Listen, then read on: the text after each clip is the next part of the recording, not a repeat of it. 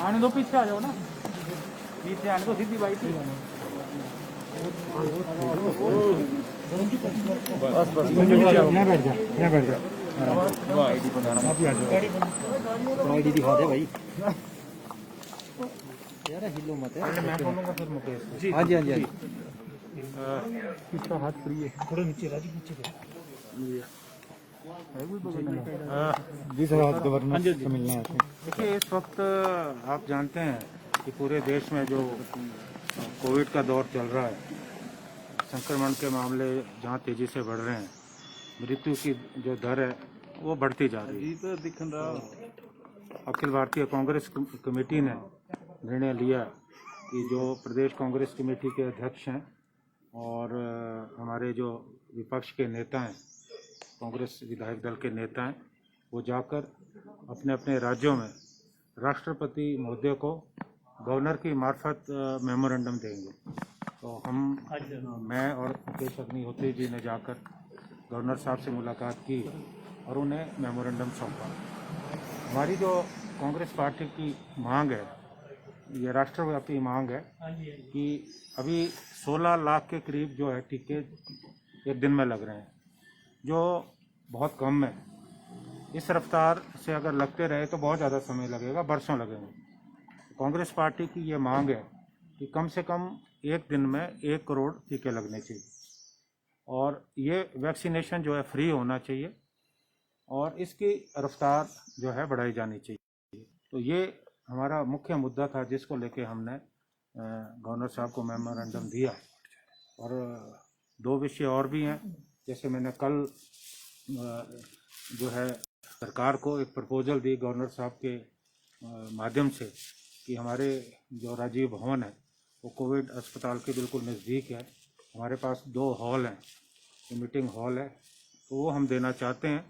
अगर सरकार उसे अधिग्रहण करती है, सरकार लेती है, तो उसमें लगभग 200-250 बेडों की व्यवस्था हो सकती है, क्योंकि अभी जगह की कमी है। तो हम ये प्रपोज कर रहे हैं और अगर सरकार हमारी प्रपोजल को स्वीकार करती है, हमारे प्रस्ताव को स्वीकार करती है, तो हम जो मरीज़ हैं उनके खाने का जो बंदोबस्त है वो भी हम पार्टी कार्यालय में करेंगे। तीसरा जो मुद्दा था वो जिस ढंग से अभी मुख्यमंत्री जी जो है सीमांत हमारा जो ज़िला है किन्नौर गए थे और उनका बयान आया था कि हमारी सीमाओं जो हमारी सीमा है वहाँ चीन की गतिविधियाँ बढ़ी है। तो हमने राज्यपाल महोदय जी को याद दिलाया कि पिछले वर्ष 5 अगस्त को हम राज्यपाल महोदय से मिले थे और हमने जो वहाँ गतिविधियाँ चल रही थी उनकी जानकारी जो है राज्यपाल महोदय को भी दी थी और इनकी मार्फत हमने देश के जो रक्षा मंत्री हैं उनको भी पत्र लिखा था कि इसका संज्ञान लिया जाना चाहिए। लेकिन अफसोस है कि कोई कार्रवाई नहीं हुई और इन 10 महीनों में सतलुज में बहुत ज़्यादा पानी बह चुका है। अब मुख्यमंत्री जी वहाँ गए तो हमने गवर्नर साहब को कहा कि आप इस बात को गंभीरता से लें, क्योंकि हमारी जो सीमांत क्षेत्र के हमारे जो लोग हैं वो अपने आप को बहुत असुरक्षित महसूस कर रहे हैं। तो इन्होंने कहा कि इस विषय में भी मैं जो है मैंने पहले भी जो है दिल्ली में बात की है और अभी भी इस मामले को मैं बड़ी गंभीरता से ले रहा हूँ। तो ये मुद्दे थे। बाकी मुकेश जी आपसे मुखातिब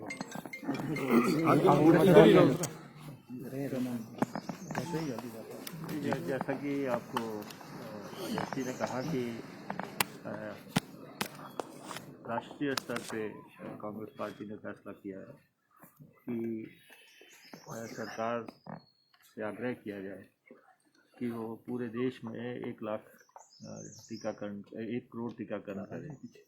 तो उसी परिप्रेक्ष्य में हम महामहिम से मिले हैं और जहाँ तक हिमाचल प्रदेश का सवाल है और हम लगातार मांग कर रहे हैं कि जो कोरोना से डेथ्स हुई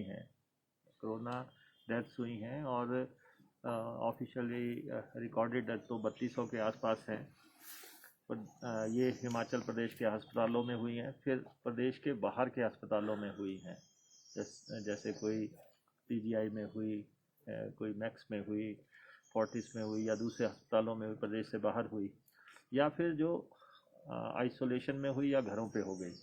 हमारा ये मानना है कि जो भी लोग कोरोना से डेथ्स हुई हैं उसको महामारी कानून के तहत, जैसे एक्सीडेंट में पैसे दिए जाते हैं 4 लाख, सरकार इन सब डेथ्स में जो है ये राशि प्रदान करे। और इसके लिए नोटिफिकेशन जारी भी हुई थी और बाद में उसको विड्रॉ कर लिया गया। और ये डिज़ास्टर एक्ट के तहत भी प्रावधान है, नहीं है तो सरकार प्रावधान करे कि जैसे एक्सीडेंट में मिलता है ये पैसा 4 लाख रुपया हर हालत में उन परिवारों का पैसा है और उनके साथ धोखा नहीं होना चाहिए किसी भी तरह से। और सेकेंडली, जो इसमें विधवा हुई हैं लेडीज़, उनके लिए जो है रिलीफ पैकेज का अनाउंसमेंट होनी चाहिए, वो भी नहीं हुई है। थर्डली, ये कहा गया है कि बच्चों के लिए हम जो है 3500 रुपया मुख्यमंत्री जी ने अनाउंसमेंट की, प्रधानमंत्री जी ने 2000 की थी और मुख्यमंत्री जी ने 3500 की। पहले से वेलफेयर में स्कीम चल रही है 2500 रुपया अनाथ बच्चों को देने की, तो 2500 अनाथ बच्चों को देने की पहले की स्कीम है, 2000 प्राइम मिनिस्टर साहब ने की, तो राशि 4500 बनती है। यहाँ 1000 रुपया कम दिखा के उसको 3500 कर दिया गया। तो ये जो लोग कोरोना से प्रभावित हुए हैं, जो अस्पतालों में रहे, उनकी मदद के लिए, और सरकार ने कहा था कि जो कोरोना वॉरियर्स हैं अगर उनका जो है बीमा करवाया जाएगा। यहाँ पे हमारी आशा वर्कर की डेथ हुई, हमारे डॉक्टर्स की डेथ हुई, नर्स की डेथ हुई, और उसके बाद ट्रांसपोर्ट के कर्मचारियों की डेथ हुई और दूसरे लोगों की डेथ हुई। आज दिन तक एक भी आदमी को बीमा की धाराओं के तहत 50 लाख रुपया नहीं दिए गए हैं। जब आपने कहा था कि हम बीमा करा रहे हैं और हम इनको पैसा देंगे, तो लेकिन वो पैसा भी उनको नहीं मिल रहा है। तो इसलिए कोरोना का जो रिलीफ का मैनुअल है, उस सब को जो है सरकार बैठ के देखे कि आखिर 4 लाख रुपया मृतकों को देना है, और जो सरकारी तौर पे ड्यूटी करते जिनकी मौत हुई है उनको 50 लाख रुपए का बीमा राशि देनी है, और बाकी जो प्रबंधन करने हैं ये होने चाहिए। और सेकेंडली, सरकार ने अभी तक जो प्रभावित वर्ग है कोरोना की वजह से जिनको नुकसान हुआ है, उनकी मदद के लिए एक भी कदम नहीं उठाया। उनके खातों में पैसा डालने का सरकार ने कोई प्रयास नहीं किया। जैसे हम कह रहे थे कि आप मजदूरों के खातों में पैसा डालो, टैक्सी वाले हैं उनकी टैक्सियां खड़ी रही, उन्होंने किस्तें देनी है, आपने एक भी के टैक्सी वाले के खाते में पैसा नहीं डाला।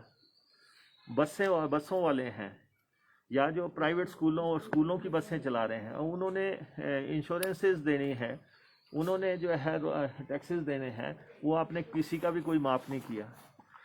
होटलियर्स हैं जिनके होटल बंद रहे, उनको आपने कहा था कि हम जो हैं 2 लाख रुपया देंगे, वो कोई किसी तरह की मदद क्या। जब इतने बड़े टूरिज़्म इंडस्ट्री हिट हुई है तो उसकी लोन की रीशेड्यूलिंग, जो जितने भी मसले हैं, किसी भी, आपने नाई की दुकान बंद रखी, आपने मोची की दुकान बंद रखी, आपने टेलर की दुकान बंद रखी, और लोगों ने आत्महत्याएं की। 3000 के आसपास हिमाचल प्रदेश में आत्महत्याएं हुई, लेकिन आपने किसी की भी मदद का प्रयास नहीं किया। तो कल्याणकारी सरकार है। जब आप कोष आपके पास है, 51,000 करोड़ रुपए का बजट आपने पास किया है, हेल्थ का बजट आपने 3100 करोड़ रुपए का पास किया है, तो आप जो है ये दोनों कदम जो हैं आपको हर हालत उठाने चाहिए कि आप कोरोना पीड़ितों की मदद का पैकेज का अनाउंस करें, और जो इससे प्रभावित वर्ग है उसके लिए अनाउंस करें। और बहुत डिले हो गई है, सरकार ने देरी की है और ये धोखा है। और अब जो है सरकार कहती है हम 3rd वेव के लिए तैयार हैं। 2nd वेव में मई महीने में ही 1800 डेथ्स हुई हैं। आप कैसे कह सकते हैं कि आप 3rd वेव के लिए तैयार हैं? आज भी आपके पास आईसीयू बेड जो है प्रदेश में 250 के आसपास है। बाकी कुछ प्राइवेट का आंकड़ा लगाया हुआ है, आप उसमें देखें कि टोटल 290 दिखाए हैं, उनमें भी 100 के आसपास चलते नहीं है। मेरी कॉन्स्टिट्यूंसी में दिखाया है 21 बेड दिखाए हैं, 23 बेड दिखाए हैं, 21 एक जगह दिखाए हैं, उनमें एक भी नहीं चलता। तो आईसीयू बेड्स जो हैं थर्ड वेव से पहले अगर आप कुछ करना चाहते हैं तो आईसीयू बेड्स की इंक्रीज़ करें। आप बेड्स की बात कर रहे हैं और ऑक्सीजन बेड्स की बात कर रहे हैं, हम आईसीयू बेड्स की बात कर रहे हैं क्रिटिकल केयर के लिए, कि जब रेफरल होना है तो आगे जो है आबादी के हिसाब से उनको बेड मिलना चाहिए। और दूसरा वैक्सीनेशन का तो ये है कि अगर हिमाचल प्रदेश में वैक्सीनेशन का जिस ढंग से प्रोग्राम चल रहा है, ऐसे तो ये 5 वर्षीय योजना बन जाएगी। ये तो सालों साल जो है लोग वैक्सीन नहीं हो पाएंगे। अभी तक खास तौर पे 18 से 44 साल का जो वर्ग है, ये हमारा युवा वर्ग है। ये युवा वर्ग है, इसको आपने 1 लाख टीका लगाया और एक बार आप 2000 का जो है 200 स्थानों पे टीका लगाने की आप प्रावधान कर रहे हैं, और वहाँ पे 100 टीका लगना है। ये इतना सा, और आप पोर्टल खोलते हैं वो भरा हुआ आता है। ऐसे तो लोग सारा जो है साल जो है उसके आगे पोर्टल के आगे बैठे रहेंगे। आप वॉक इन वैक्सीन का प्रावधान करें। और जैसे तो अध्यक्ष जी ने कहा कि अगर 1 करोड़ वैक्सीन डेली लगती है, उससे तो हिमाचल प्रदेश तो एक दिन में वैक्सीनेट हो जाएगा। हमारी तो 70 लाख की आबादी है। लेकिन आप कोई तो मास्टर प्लान बताएं, कोई तो रोड मैप बताएं, कोई तो टाइम फ्रेम तय करें कि हिमाचल की आबादी आप कितनी देर में वैक्सीनेट कर देंगे। कोई ऐसा शेड्यूल नहीं है। और जो 45 साल से ऊपर वाले हैं उनके लिए आपने जो है अब 84 दिन कर दिए, ताकि, क्योंकि वो इसलिए किए हैं कि ऐसा नहीं है कि वो क्लिनिकली एडवाइज्ड है या मेडिकली एडवाइज्ड है, वो इसलिए कि आपके पास टीका नहीं है। और 18 से 44 वाले के पास लिए तो आपके पास बिल्कुल भी नहीं है। और सरकार ने ग्लोबली मांग की होती है, इंटरनेशनली मांग की होती है। हम तो फार्मा का बहुत बड़ा हब है। हमारे यहाँ पे आप रोज़ खबरें छप रही हैं, काला बाजारी हो रही है दवाइयों की। सरकार स्पष्ट करे कि जो दवाई जो है अमृतसर पहुँच गई, जिसको दिल्ली जाना था, कौन ले जा रहे थे? ये लोग कौन थे? कौन लोग थे? किसने ये काला बाजारी की? 15 करोड़ की अगर सीजर हुआ है तो सरकार को बताना चाहिए कि अन्यथा प्रदेश की बदनामी हो रही है। पहले चंडीगढ़ पुलिस आके कुछ लोगों को गिरफ्तार करके ले गई रेमडेसिविर वाले केस में, 6-7 लोगों को। अब जो है कह रहे हैं कि ये दिल्ली जाना था। तो इसलिए ये जो हमारे यहाँ पे दवाइयाँ बनती हैं, हमारा फार्मा का हब है, हमारे यहाँ पे तो वैक्सीन भी बननी है और बन सकती है। तो इसलिए इसमें भी ध्यान दिया जाना चाहिए। और टेस्टिंग तो बहुत कम कर दी गई है, सरकार ने टेस्टिंग घटाई है। और मुख्यमंत्री ने कहा था कि एक दिन में 15,000 टेस्टिंग होगी। बताएं मुख्यमंत्री जी, कितने दिन आपने 15,000 की टेस्टिंग की है? तो ये जो सारे मसले हैं ये लगातार कोरोना के साथ चल रहे हैं। सिर्फ कोरोना ही नहीं, महंगाई ने लोगों का जीना मुश्किल कर दिया है। और आप देखें पेट्रोल डीजल के रेट कहाँ चले गए। 90-92 रुपये पेट्रोल मिल रहा है, डीजल 85 रुपये के आसपास हो गया है। उसके बाद गैस का सिलेंडर 900 रुपये पहुँच गया। और इधर जो है आपका सीमेंट की बोरी 400-450 रुपये हो गई। सरिया जो है 6500 रुपया हो गया। सरसों तेल की बोतल जो है 200 रुपये की हो गई। कोई दाल 100 रुपये से नीचे नहीं है। डिपुओं में महंगा राशन आ रहा है। सरकार कब आएगी? वेलफेयर गवर्नमेंट क्या होती है? जब भी ऐसी स्थिति पैदा होगी सरकार को इंटरवीन करना है, सरकार को सस्ता राशन लोगों को देना है। बेरोजगारी हो रही है, लोग मर रहे हैं, आप महंगाई के नियंत्रण के लिए कोई कदम ही नहीं उठा रहे हैं। तो इसलिए सरकार महंगाई भी नियंत्रित करे और जो लोग बेरोजगार हुए हैं उनके खाते में पैसा डाले। ये लगातार पार्टी की तरफ से, हमारी तरफ से मांग चल रही है। और सरकार जो है खामोशी से अगर ये सोचती है कि समय निकल जाएगा, तो ऐसा नहीं है। Thank you.